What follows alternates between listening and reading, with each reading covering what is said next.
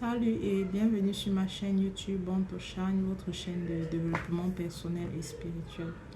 C'est la première fois que tu tombes sur une de mes vidéos. Je suis la Reine Rebirth et sur cette chaîne, je partage avec vous les astuces, les principes de la spiritualité et du développement personnel. Pour moi, la vie, c'est en deux étapes. Il y a la partie invisible qui est le spirituel. Donc, une personne qui apprend à travailler sur elle spirituellement, qui comprend les lois spirituelles, qui les applique. Une personne qui travaille sur elle mentalement. La deuxième dimension, c'est le mental. Une personne qui travaille sur elle mentalement ne peut qu'ouvrir toutes les portes qui semblent fermées devant elle. Alors n'hésite pas à t'abonner à ma chaîne pour ne manquer aucune des vidéos que je partage chaque semaine sur cette chaîne. Donc voilà, dans la vidéo d'aujourd'hui, je vais vous parler des rêves. Je vais vous montrer, je vais vous citer 7 rêves qui montrent que vous avez un esprit de pauvreté, de difficulté, de retard, de stagnation qui vous suit. Je vais vous montrer cela. Donc suite cette vidéo jusqu'à la fin car tu ne sais pas d'où peut venir la solution à ton problème. Peut-être que tu traverses des situations que tu ne comprends pas. Et en écoutant cette vidéo, tu peux voir quel est ton problème et savoir comment sortir de cela. Donc voilà. Je vais vous citer 7 rêves.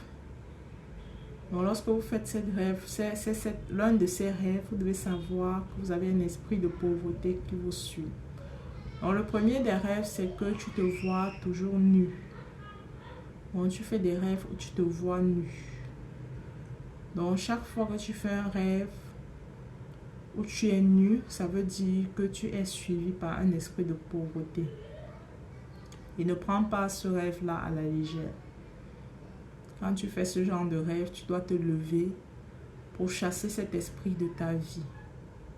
Il y a des rêves où tu mendies. Dans le rêve, tu demandes de l'aide pour manger. Donc, tu as des émotions de manque. Vous voyez un peu ce genre de rêve-là.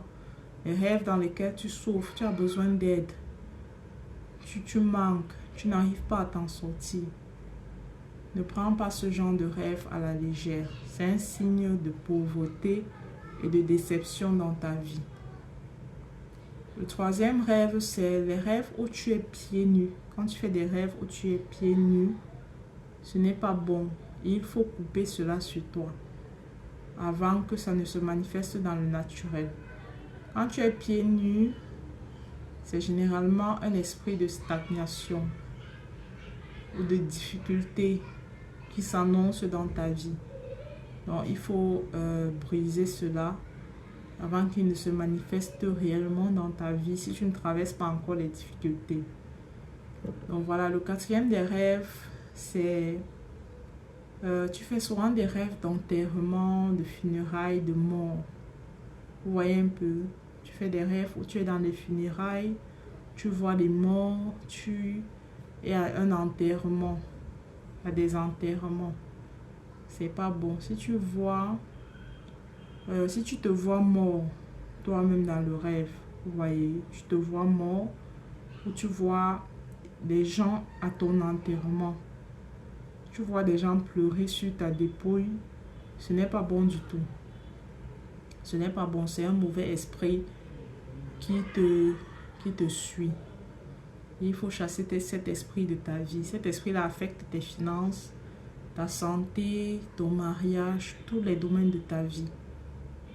Le cinquième rêve, c'est que tu te vois dans ton ancienne école. Donc, il y a des gens qui m'ont souvent écrit, ils me disent dans leur rêve, ils se voient toujours dans leur ancien lycée, dans leur lycée ou bien dans leur école primaire, ou bien dans une ancienne université. C'est passé il y a 20 ans, tu as fait cette école il y a 20 ans, 15 ans, mais tu te vois toujours là-bas, c'est pas bon.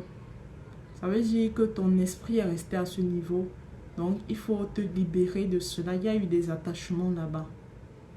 Donc il faut briser cet esprit-là sur ta vie pour pouvoir avancer. Tu vas voir, généralement, il y a des gens, tu n'arrives pas à travailler. Ta vie stagne depuis que tu as fini tes études.